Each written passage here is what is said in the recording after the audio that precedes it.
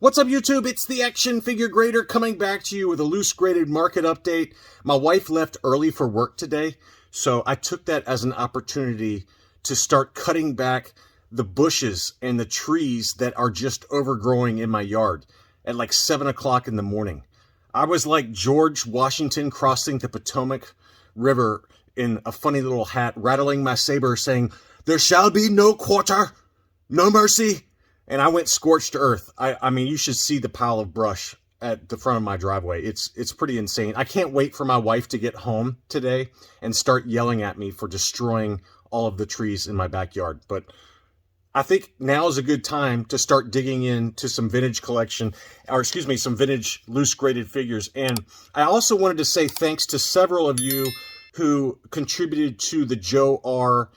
GoFundMe. You know, obviously he was a collector that was a Patreon supporter and a friend of mine, and he had a GoFundMe helping with funeral expenses, and a number of you did contribute, so I wanted to make sure to recognize you guys. Kevin C., Jason W., Norbert S., Frank H., Jeffrey L., and Daniel L. Thank you guys so much for contributing. It's really nice of you and very generous, and if I forgot your name, it's not because I forgot about you. It's just because I didn't see anybody else that I recognized on the list. So I apologize if I forgot your name. All right, let's dig into some awesome items here. And we're going to start off with a non-Star Wars figures. The rest of them are all Star Wars. But I wanted to show this. This is an original Superpowers Superman first shot head pull graded AFA 90+. So this is a prototype figure. And you can see that the head is a headshot pull with an alternate plastic scheme. And here's the CIB. It says it originated from an ex-Kenner employee. As with other head pulls on the market, the arms, legs, and torso are production and included for display aesthetics. And I've got one similar to this with my Lobot, vintage Lobot. That's a clear plastic head, prototype head. The rest of the body is production. But this was a cool item, I thought, and it was at auction. 90+ grade is very, very tough to do. I question whether it's a 90+ just given the torso discoloration, and the legs are discoloring relative to the arms and the bottom portion of the legs, but it's still an awesome item, don't get me wrong. And that one sold for $1,576. Wow, what a big number. That's in an auction as well. So pretty cool prototype vintage Superpowers figure that was just graded January of 2023. So I wanted to start with that one just because it was so cool. But let's dig into now the vintage Kenner items. AFA 85 C3PO first 12 figure. That one sold in an auction for $195.50. I thought that was a pretty good buy. Brand new case style. Looks awfully pretty there. And that's a pretty fair price. His counterpart, R2-D2. I've got a couple of R2-D2 data points. This was an AFA 85 Hong Kong new case style. That one sold for $800. $800. That is a massive number. I think that in an auction, it would go for well less than that, probably $500 to $600. But what do I know? AFA 85s are very tough to get, but I question again whether that's an AFA 85, just given the scuffing on the right-hand side of the sticker, a little bit of denting in the upper right-hand side of the sticker. But don't get me wrong, that's still a gorgeous figure. I don't think I'd pay $800 for it, but it was still beautiful. His sensor scope figure, this was a UKG 90 sensor scope, straight 90s for the sub scores. That one sold in an auction for 223 pounds, which is 285 US dollars, probably about right. For an AFA 90, you're probably talking close to double that price. I would think $450 to $500 for an AFA 90. So I thought that was a pretty good buy, really, for a UKG 90. Next up, a custom case with the Cap 2 mini rig and Bosk. Obviously, Bosk appeared on the packaging for this mini rig when it's mint and sealed box. This one was graded UKG 80% for the Boss. The Boss figure was a Hong Kong graded UKG 80%, and then the Cap 2 itself was graded 85%, made in Macau. That's got a pretty yellowed canopy there, so I'm surprised that it got the 85%. To me, that's more like an 80%, but still a beautiful example. Pretty cool custom case there. And that one sold for 138 pounds, which is 177 US dollars in an auction. And next up, this seller, you changed. I don't know who this seller is. He displays very similarly to Muffin Man. So you might be a friend of his, I don't know, but it's a different location. But he had some very, very high-grade UKG figures in addition to that UKG 90 sensor scope. He had this Luke Jedi molded face molded face Luke Jedi, and it sold for $333 US, which is 260 pounds. I thought that was a really good buy for the molded face. That's a pretty expensive variant.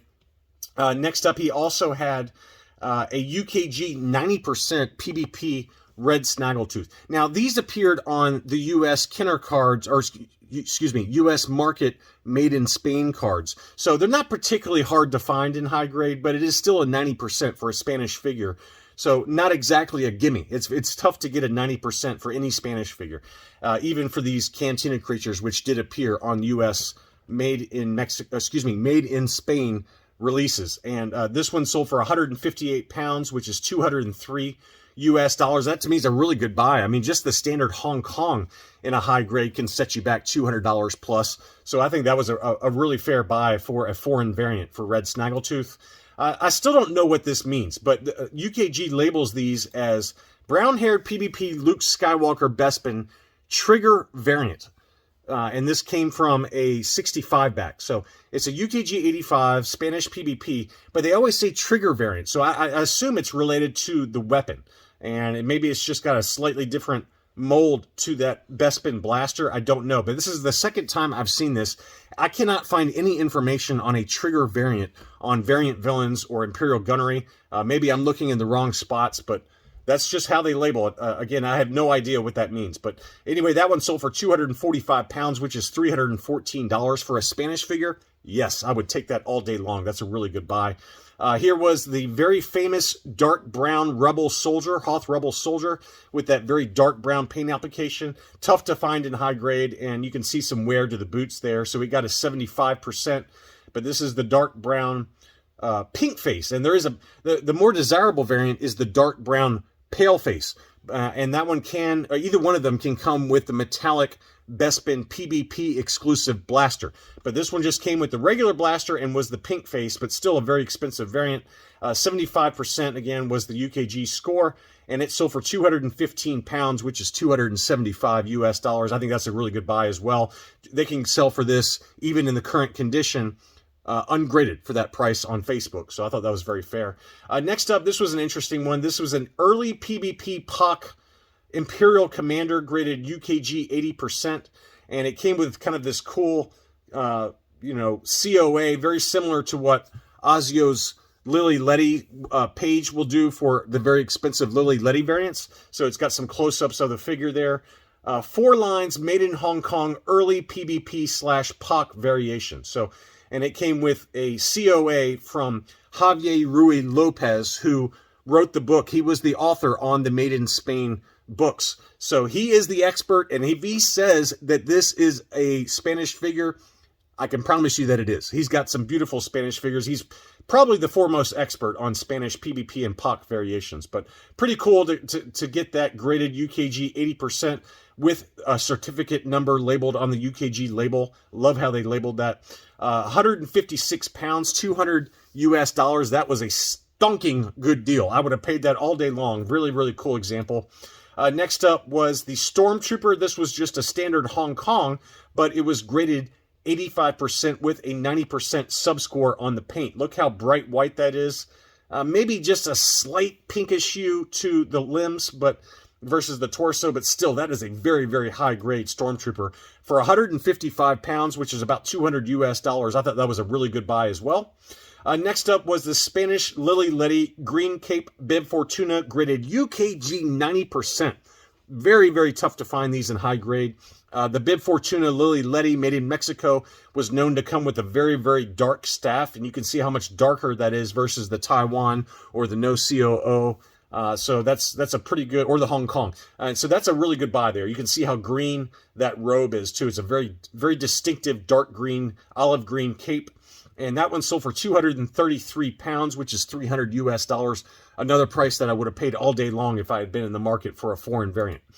This is the one I really wanted. And the fact that I stayed away from it speaks volumes to the fact that I'm really not buying anything right now, because this is a variation I do not have for Darth Vader in my 20 plus loose graded Vaders. And this is the Spanish POC. I've got several, at least 2 PvP variations, but I don't have the early Spanish puck. That one's known to come with a very thin tip saber, and it's got the Hong Kong COO, and it was graded UKG 85%, and it was at auction by the Muffin Man, who I bought from before and always been very, very happy with.